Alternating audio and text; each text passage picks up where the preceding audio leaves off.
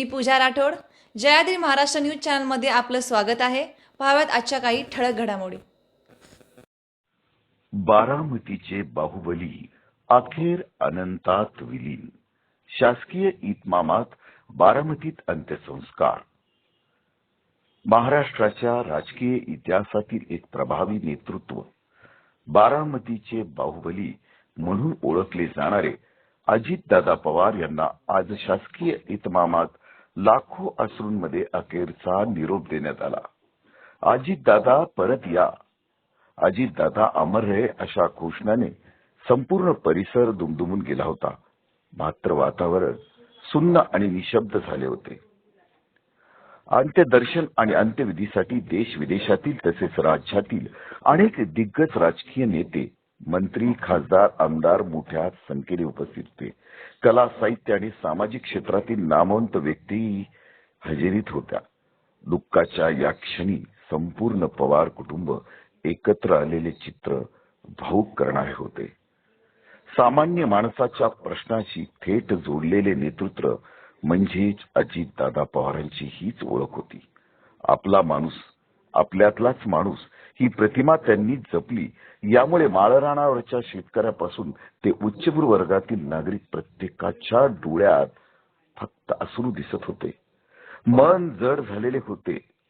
यावेळी केंद्रीय मंत्री अमित शहा, मुख्यमंत्री देवेंद्र फडणवीस, उपमुख्यमंत्री एकनाथ शिंदे, माजी मुख्यमंत्री अशोक चव्हाण, सुशील कुमारजी शिंदे, काँग्रेस प्रदेशाध्यक्ष हर्षवर्धन सपकाळ, खासदार शाहू महाराज, छत्रपती उदयनराजे यांच्यासह विविध राज्यातील मंत्री तसेच महाराष्ट्राच्या कानाकोपऱ्यातून आलेले असंख्य कार्यकर्ते अंत्यदर्शनासाठी उपस्थित होते.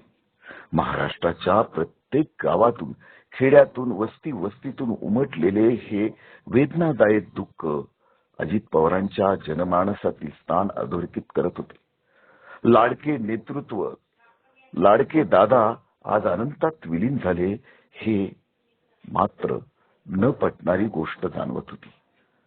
त्यांच्या आठवणीने आणि कार्याने सदैव जनतेच्या मनात एक जिवंत राहील एवढं मोठं स्थान त्यांनी निर्माण केलं होतं.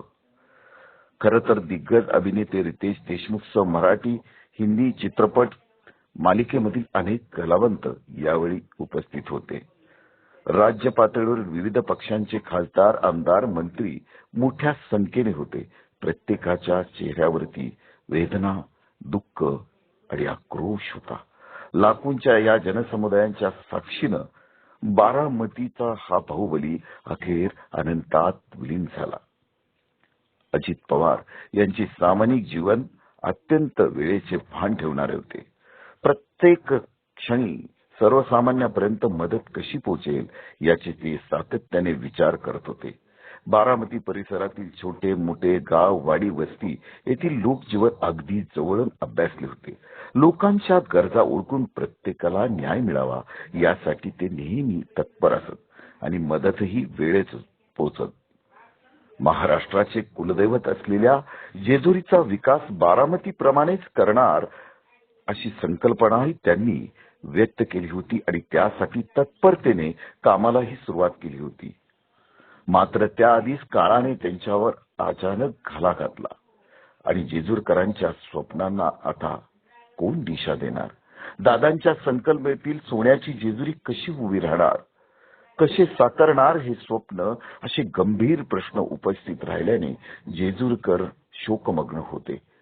या पार्श्वभूमीवर पुरंदर तालुक्यातील जयाद्री खोऱ्यातील प्रत्येक माणसाच्या डोळ्यात अश्रू आणि जड अंतःकरण पाहून मन सद्गतीत होऊन जात होतं आणि दादांना श्रद्धांजली अर्पण करण्यासाठी खेड्या पाड्यातल्या बाई माणसं, बाप माणसापासून सर्वच एकच म्हणत होते, दादा परत या, दादा परत या.